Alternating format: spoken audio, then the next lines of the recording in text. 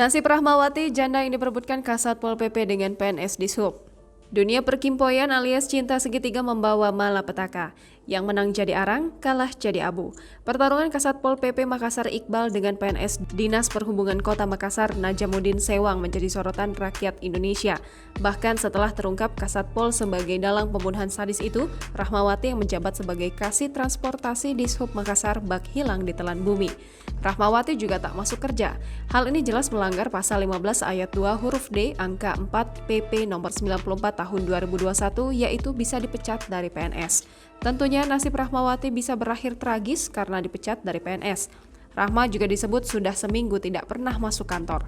Sementara itu, Kepala Dinas Perhubungan Kota Makassar, Iman Hud mengatakan bahwa proses pekerjaan di Dishub berjalan normal seperti biasa.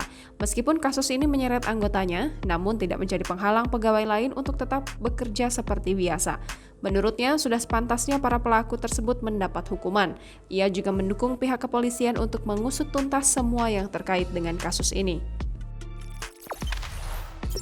Jangan lupa subscribe, share, komen, dan like ya!